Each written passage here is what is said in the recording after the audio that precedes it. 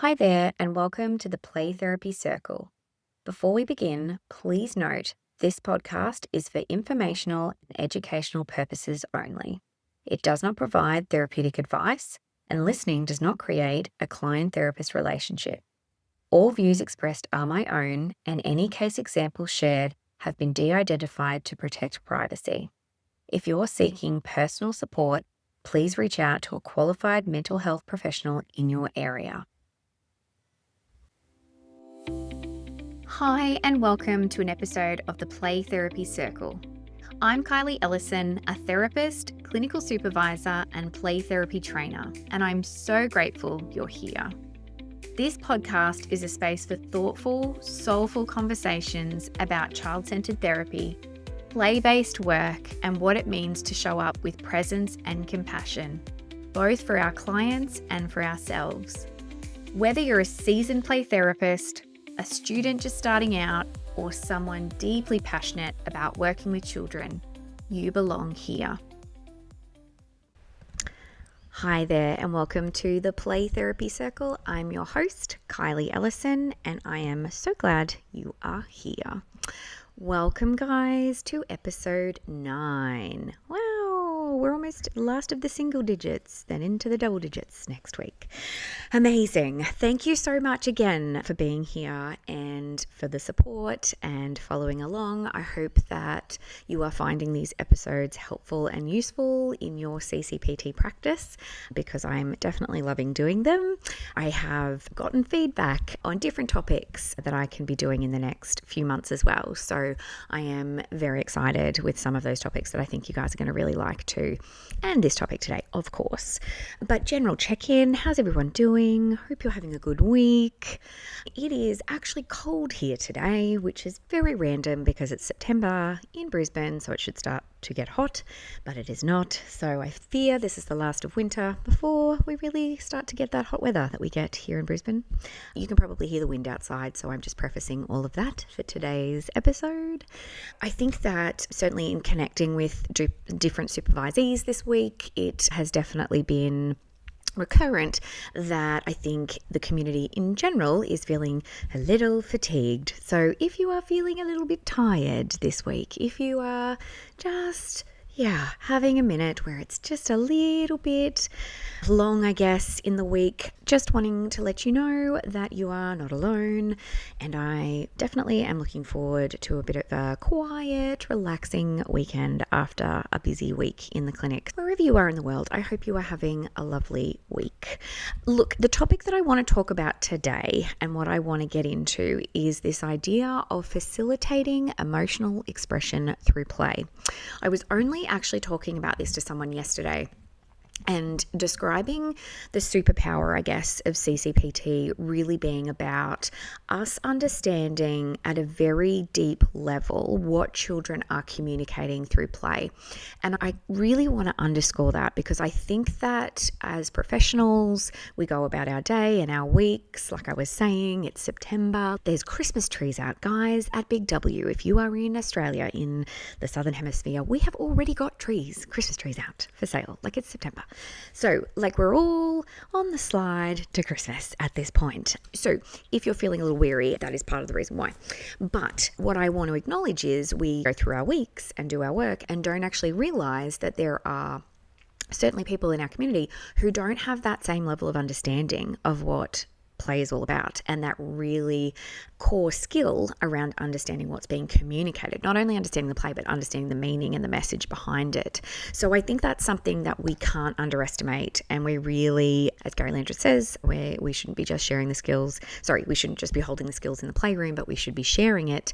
It's to that extent as well where I have been sharing that idea with parents and clients around this concept of observing play just to hear and understand kids. So if that message helps you in your week, I certainly extend it to you because I think it's an important part of our practice that I know for myself, I sometimes take for granted that people understand what is the meaning behind play when that's not necessarily always the case. So this topic today, I really want to talk to those areas of practice related to that emotional expression through play and what that looks like when we're trying to facilitate that in the playroom. What's our role and what's the child's role and what is the role of play? And how does that all work?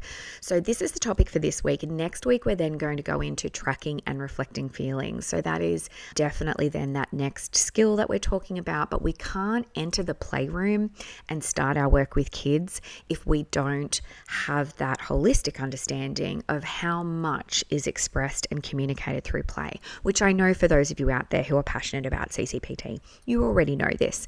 But I think it's a really important part of our practice to incorporate into our everyday reflections. So what do I want to talk about here?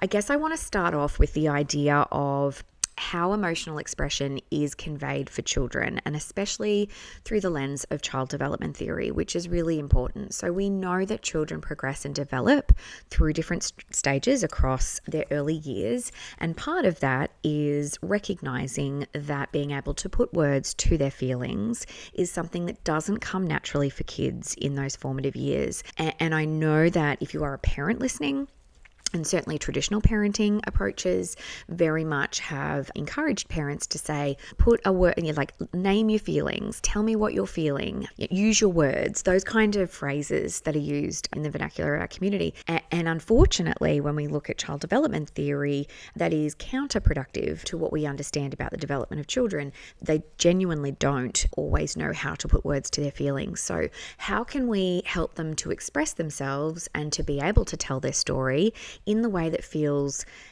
conducive for them? It feels connected and it feels natural for them. So we know that is certainly in them being able to play out their experiences and play out their feelings. We often say when we're talking to parents to help them to understand this concept is to say playing for children is like talking for adults when we enter the therapy space. I think that is also why we are seeing certainly an increase in members of the community showing more of an interest in play therapy, because those traditional talk-based methods for children just haven't landed. So when we talk about what play represents for kids, we're really talking about the fact that they will use symbols and they will use metaphors. So any of you who have studied previously, say in the narrative therapy space, because I'm also equally passionate about that approach to intervention, I think that there is a lovely connection there where we can look at and assess and understand and hold in mind that some of the meaning of children's play can be channeled through metaphors. And I think that's great. I think that it's so important for us to meet children where they're at. I have so many thoughts about that I'm not going to go into today, because I promise we will expand on that as we go through the podcast. But if you can have another takeaway from this episode, please hold this in mind, that our approach in working in CCPT is very much around meeting the child where they are at this point in their journey. Meeting them where they're at this point in their journey. So what does that mean for us as a CCPT practitioner? It means that we still have the same skills that we use of tracking, reflecting feelings, limit setting, making meaning. That all still sits in our approach. However, there's also a need for us to ensure that we are holding truly our tenets of CCPT, which is congruence, empathy, and unconditional positive regard that we've talked about in previous episodes. Why am I saying this? Because I think sometimes we can have children in the playroom that we don't necessarily connect with, or we have a struggle with hearing their story. And that can be for a variety of reasons, and too many to list today. But if you find as a CCPT practitioner that you are entering the playroom and you are struggling to be able to connect with a child or to understand their emotional expression or their meanings behind their play, it's so important that we go to clinical supervision. We seek out that support, because you're not alone. This is absolutely part of the journey of being a CCPT practitioner, is that we are constantly learning ourselves. We are constantly students of this approach. However, what I like to lean into, and I hope this is helpful for those of you listening, is that I know in building a connection with a child, I need to be authentic.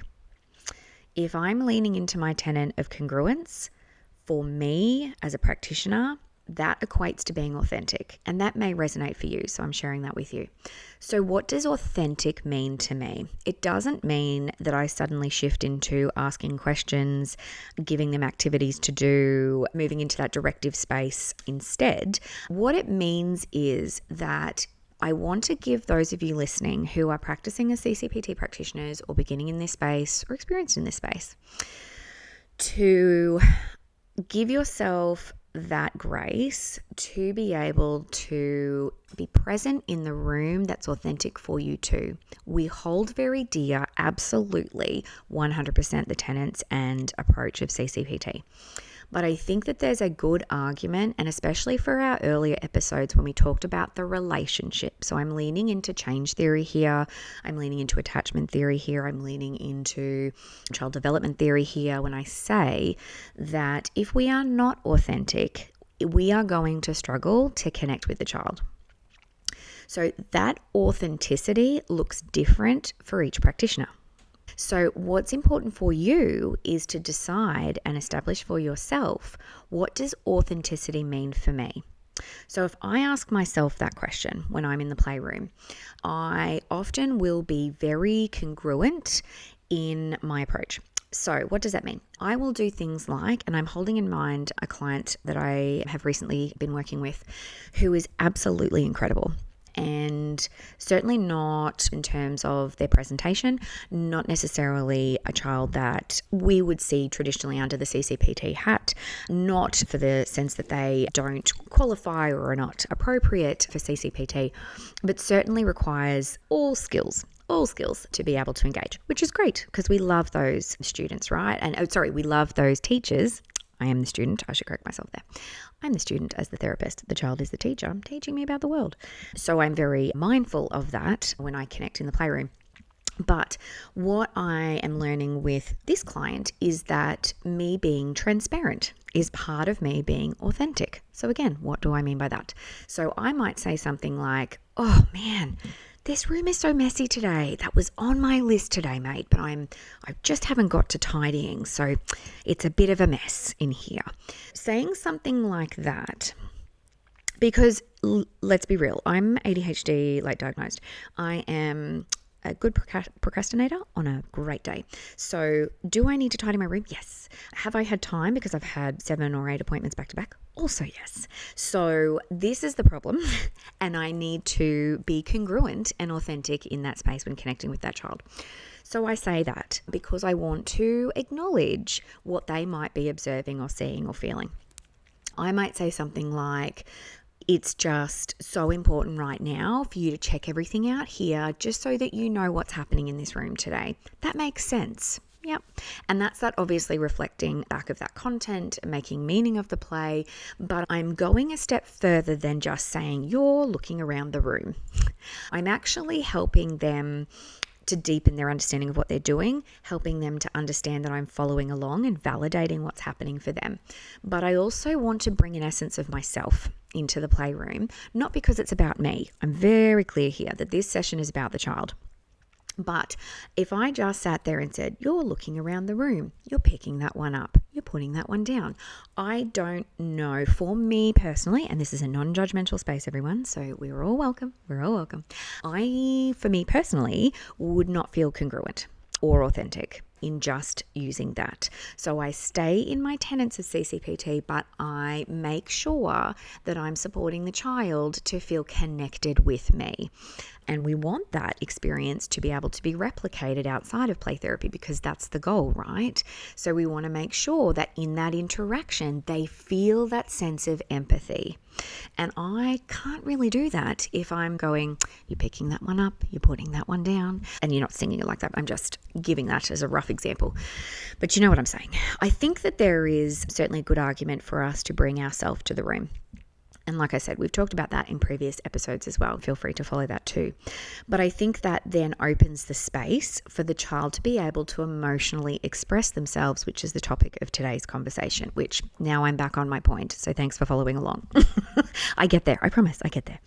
So if we don't offer that space, And I put this out as a wondering, and I don't have the answer for this right now. And again, I'm going on a tangent instead of following my plan here for the episode. But anyway, that's what I do. I put out that wondering that if we're not able to hold that space where kids feel fully supported, at what level can they express themselves? And that's an interesting open-ended question that I'm not going to give an answer for today. But I plant that seed for you as the listener, because I think that, in fact, as I talk more about this and think about it out loud, is actually part of our responsibility as the therapist, to provide that emotionally supportive space for kids to be themselves, to be able to be vulnerable, to be seen and heard, and to be able to share the tough stuff. So my argument would be, based on everything I said, is I don't think kids can do that if we aren't authentically ourselves. So if you feel like in the playroom, you're having these reflections of kids where you're feeling really stuck, or you're feeling like, gosh, I just don't know if things are landing. I'm not sure that we're connecting. It feels very clunky in the playroom. I don't feel like the child is really unpacking that deeper work that I was expecting. All of the above. First and foremost, please seek out clinical supervision. That is absolutely the number one tip that I give you. But secondly, then, in listening to this, it might be about thinking for yourself, how do you authentically show up in the playroom? And that answer is going to be different for everyone. And what I want to say to you guys is I want to give you that permission to have a go at that and see what happens when we stop, put everything at the door, and connect with our true self to the child's true self to help them to communicate what they need to. I leave that with you to have a think about. It might be that you are a bit more emotionally expressive. I know for me, when I'm authentically in the playroom, I like to get very involved in the emotion and the intensity of the play. I'm not involving myself in the play, just to clarify. It's very important that I stay objective, but in that objectivity, I'm really conveying through my emotional expression. That's my tone of voice, my facial expressions, my nonverbal cues, my bodily movement, my physical presence. I'm doing a lot. I'm working really hard to show the child that I'm following along in their expression of their play. So if you feel like you need to be clinical, I guess, in your approach, I'm giving you that permission to consider what are the ways that I can, be myself in the playroom, and what does that look like? Okay, when we're talking about the benefits of children being able to use play to express themselves, obviously there's so many benefits, and we talk about that in our initial intake with parents. It's so important when we're obtaining consent for therapy that we're talking about the risks and the benefits. That is absolutely just part of our approach. So you all would be doing this already. But when we're talking about the benefits in general, we can highlight the fact that it obviously provides an emotional release. It helps cathartically for children to play out how they're feeling. And that's one of the key benefits that we highlight to parents. It certainly also helps them to process difficult, traumatic, overwhelming events. I was only talking to one of my student cohorts recently about that reflection of certainly our community at present, and very much what our 4 to 6 year old age group of children in our community are currently facing in terms of that emotional expression, and in particular high separation anxiety and high anxiety.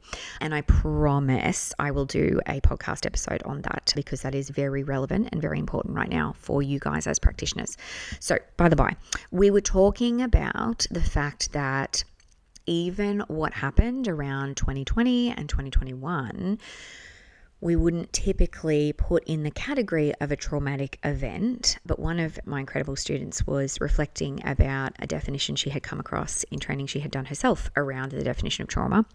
And obviously there's a few out there, but she was reflecting, and I'm going to paraphrase this because I feel like I'm not going to get this right, but the pretense or the purpose of this definition was that children often experience trauma as an event or events where that safety or that concept or that feeling or that understanding of safety has been challenged. or in fact has been destroyed in many cases where they don't feel safe. And I think that's really an interesting application. We were talking about this in the training. If we then look through that lens of 2020 and 2021 around COVID-19. So I think that really talks to children's experiences, and especially from a child development perspective, egocentrically, what those experiences of trauma are like. And they need an avenue and an outlet that is appropriate and beneficial for them, which is play. It obviously also helps in building that emotional literacy. So just like I started the conversation talking about those approaches or recommendations in our community around telling kids to put words to their feelings, they can't do that cognitively, but we can help them through play by labeling those feelings as the parent, as the caregiver, as the therapist, to help build that emotional literacy and connection for them as they grow and develop. So it actually, in the reverse, has this incredible power of being able to increase that emotional literacy.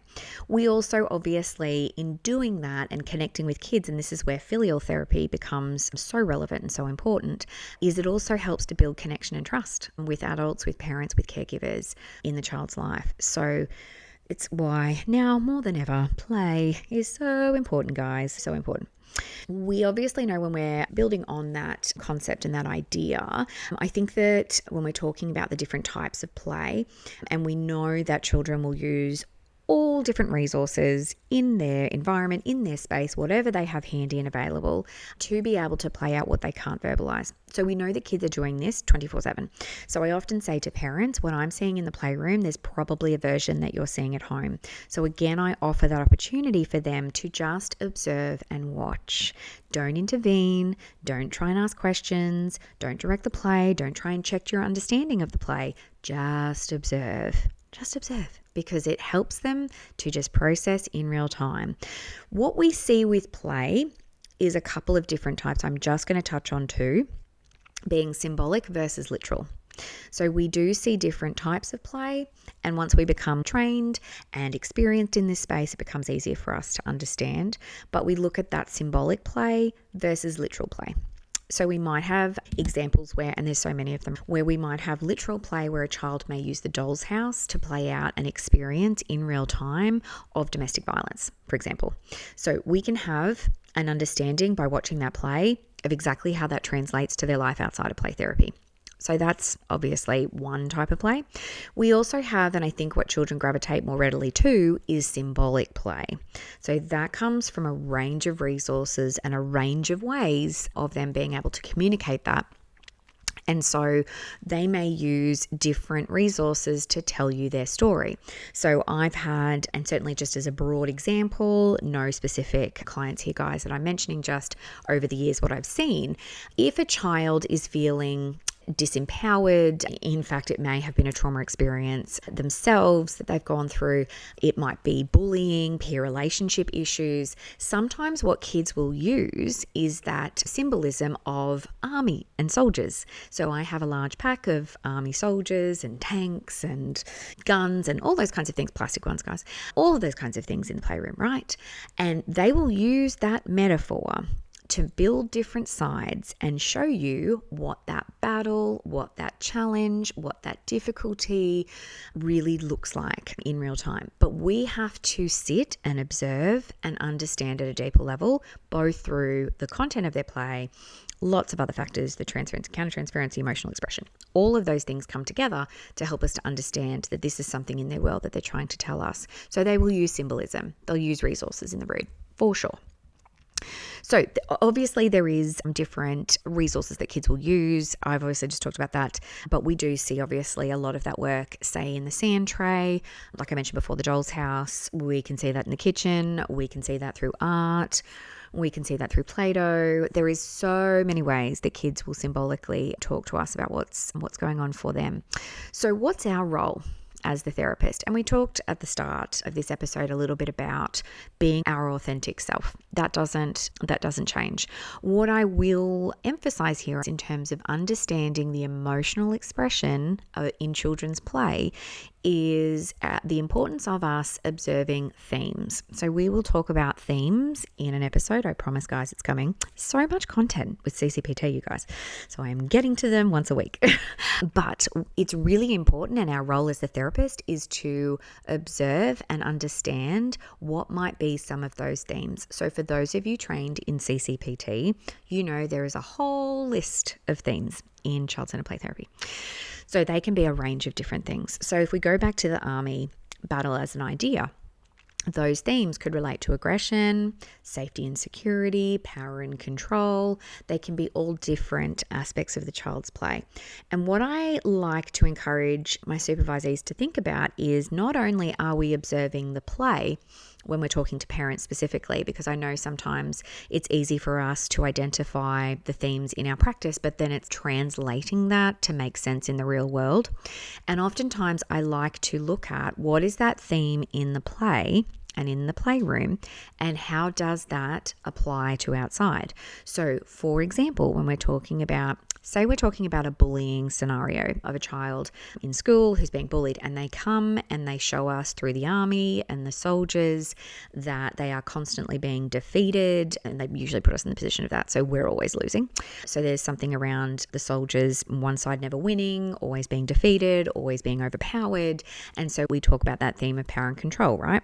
So we would then translate that and look at that. There's many different ways we can translate that. Here's just one where we could say, okay, what might be happening here? And it's all hypothesis testing and information gathering, guys. We're never definitive, but we're assuming or wondering or have a curiosity around maybe outside of play therapy feeling like they're being overwhelmed, dominated over, don't feel like they can ever win, don't feel like they can ever find a way out of this experience of what they're going through. And that's how they've shown us through the play. So in doing that, then we launch off that particular topic to give some strategies and suggestions to parents, because we want to make this a parallel process where we're working in the playroom, but we also are working holistically and upskilling parents and caregivers. So anyway, I'm going off topic, but what's important is for us to understand and observe those themes.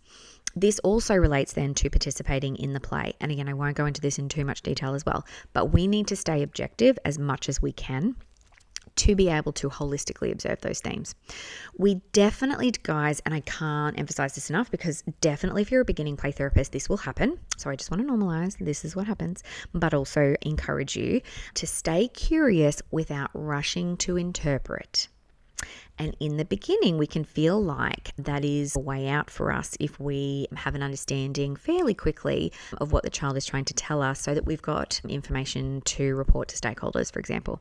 We can definitely feel that pressure as play therapists. So I just want to again give you guys that permission to take some time to observe those themes before interpreting. So we can use those curiosity and wonder statements to children to workshop, are we on the right track?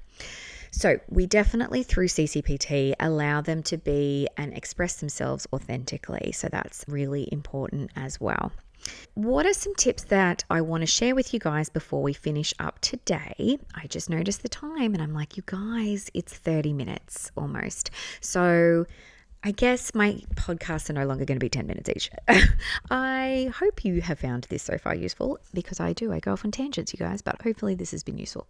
Okay, so what are the tips for us as CCPT practitioners?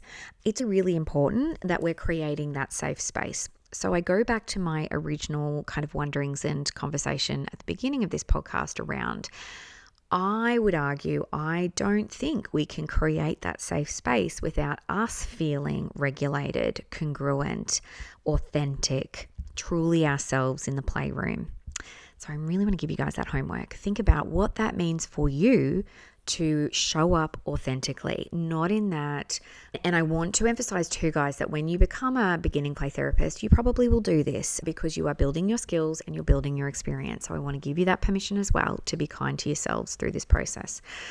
But I think that we can often in the beginning lean too hard into just our approach and not recognize some of those other super important dynamics of therapy. So that's one of them. So I think we need to be ourselves in order to hold that space and offer that space of respect, mutuality, connection, and congruence.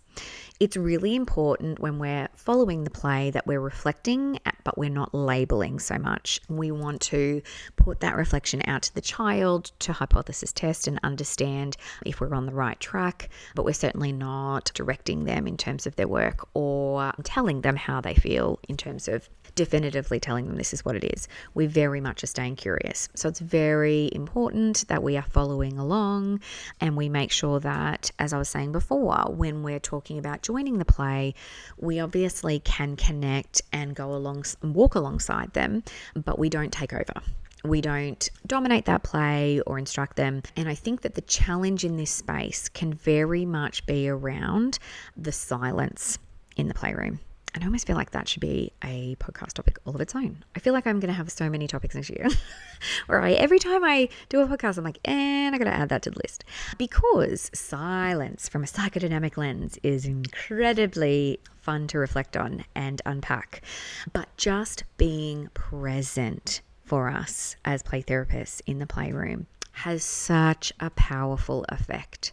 I had one of my students the other day say what a relief it was to hear that she didn't have to be the expert in the playroom. She didn't have to have all of the answers. And I was truly thrilled, because I was like, that is at its core when we look at our origins and our history of CCPT. That was a branch falling on my roof. Sorry, guys. If we look at the history of CCPT, starting way back at Anna Freud and Melanie Klein, we definitely didn't need to be the experts then. We look at Carl Rogers, who also sits in that person-centered space where the client is the expert. And here comes us with CCPT. We don't need to have the answers and be the expert. So being present is powerful. Yeah.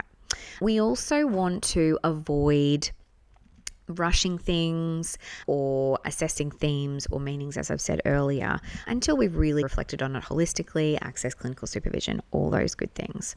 So what do I want you guys to take away? I guess that, and we're going to talk about this when we look at unpacking themes and meaning of play in CCPT, because that's a whole other episode.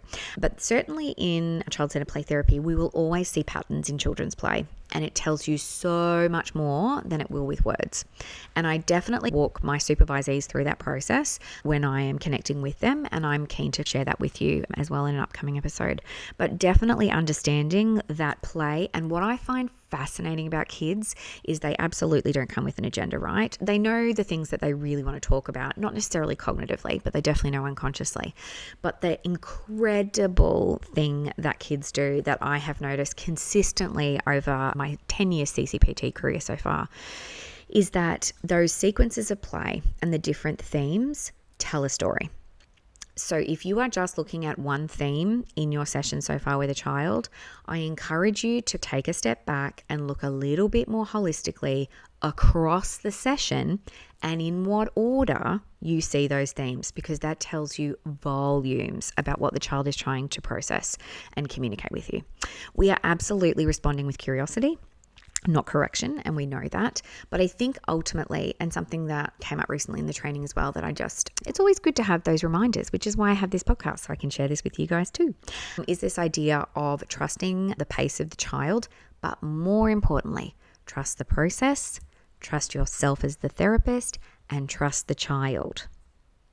That's huge when you think about children who present in a way that you struggle to connect with.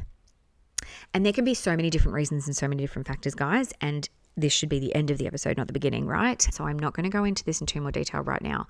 But what I think is important is, if we are struggling to connect, what is it about us in terms of how we show up and connect in the playroom? What is it about the child, and what is it about the process that we're doubting, that we're not necessarily able to fully put that trust into? And that's just a really important part of where self-reflection comes in, and clinical supervision and personal therapy and all of that good stuff. I am keen to give this question to you. I've got two questions because I'm ADHD and I bounce around. I love this. So obviously the first question from earlier in this episode was, how do you authentically show up in the playroom? What does that look like for you? I posed that first question to you. The second one I want to give you is, I want you to think about the last time you watched a child engaging in play, self-initiated, self-directed, and what feelings might they have been working through when you were watching them in real time. Because it literally is a superpower now that you as a CCPT practitioner never unsee when you connect with children. So I know for many of you, going to the park, going to a indoor play center, you are going to see children in real time playing out experiences, their feelings, their understanding of the world. And as CCPT practitioners, we can have an understanding of that before others, which is really cool. Hey, I want to thank you guys for being here. Time check, it's 36 minutes. That's not too bad. Thanks for hanging out with me for 36 minutes. Next week, as I said earlier in this episode, we're going to talk about tracking and reflecting feelings. So we're going to start to do more of those nuts and bolts of play therapy. I hope you guys enjoyed last week's episode when we were talking about setting up a playroom. Please check that out. I know for many beginning play therapists, it is questions that they have that's really helpful. Please, if you enjoyed this episode, give us a good review there on Spotify and Apple Podcasts. And also please check out our Instagram at Play Therapy Circle Podcast and follow us along. And please feel free to share because we are so passionate about getting this information out to our community. So thank you again for connecting with me today and thinking about all those things CCPT related. I wish you well, go well, and I will see you next time. Thank you so much for being here for another episode of the Play Therapy Circle. If anything resonated with you today, I'd love it if you could follow the podcast, share it with a colleague, or leave a short review. It really helps others find our circle. And if you have a topic or question you'd love me to explore, I'd love to hear from you. This space is for you, and I want it to feel like a conversation. Until next time, take care of yourself, and remember, you belong here.